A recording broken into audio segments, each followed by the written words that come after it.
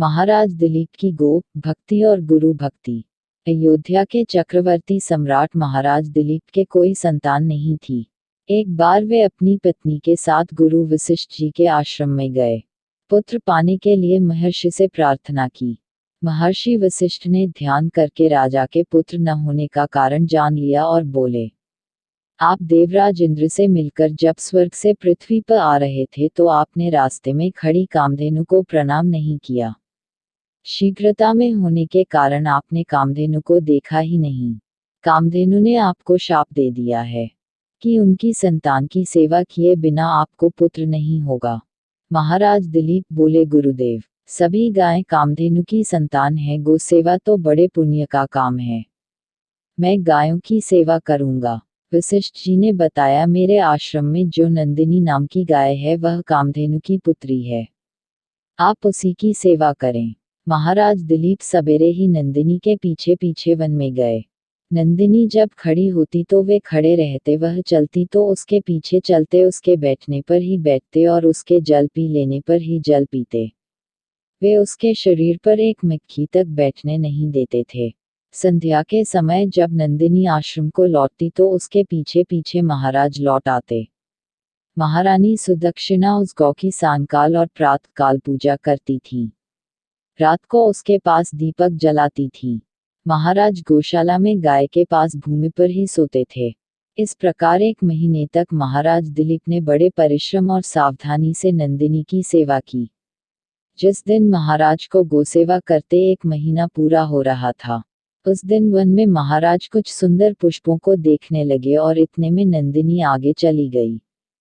2-4 क्षण में ही उस गाय के डिकराने की बड़ी करुण ध्वनि सुनाई पड़ी।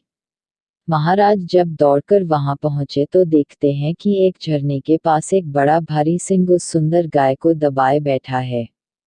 सिंह को मारकर गाय को छुड़ाने के लिए महाराज ने धनुष चढ़ाया, किंतु जब तरकस से बाण निकालने चले तो दाहिना हाथ तरकस में ही चिपक गया।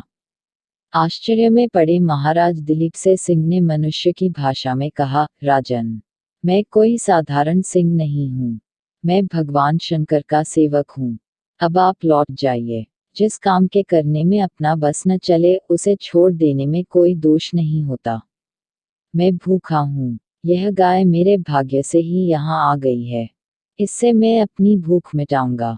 महाराज दिलीप बड़ी नम्रता से बोले, आप भगवान शंकर के सेवक हैं, इसलिए मैं आपको प्रणाम करता हूँ।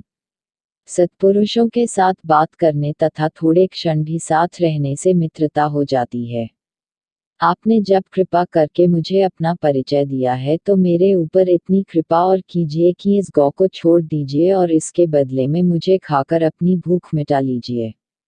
सिंह ने राजा को बहुत समझाया कि एक गाय के लिए चक्रवर्ती सम्राट को प्राण नहीं देना चाहिए।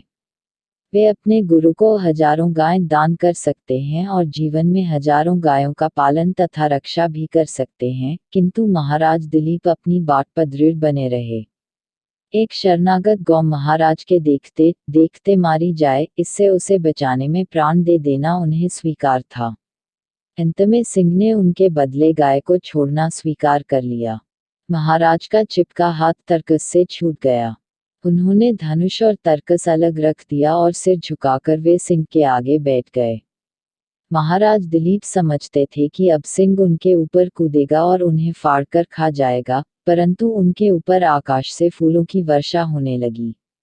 नंदिनी ने उन्हें मनुष्य की भाषा में पुकार कर कहा, महाराज, आप उठिए, यहाँ कोई सिंह नहीं है, यह तो मैंने आपकी परीक्षा लेने के लिए माया दिखाई है। अब आप पत्ते के दोने में दुहकर मेरा दूध पी लीजिए, आपके गुणवान तथा प्रतापी पुत्र होगा। महाराज उठे। उन्होंने उस कामधेनु गौ को प्रणाम किया और हाथ जोड़कर बोले, माता, आपके दूध पर पहले आपके बछड़े का अधिकार है, उसके बाद बचा दूध गुरुदेव का है। आश्रम लौटने पर गुरुदेव की आज्ञा से ही मैं थोड़ा सा दूध ले सकता हूँ। महाराज की गुरु भक्ति तथा धर्म प्रेम से नंदिनी और भी प्रसन्न हुई। शाम को आश्रम लौटने पर महर्षि वशिष्ठ की आज्ञा से महाराज ने नंदिनी का थोड़ा सा दूध पिया। समय आने पर महाराज दिलीप के परम प्रतापी पुत्र हुआ।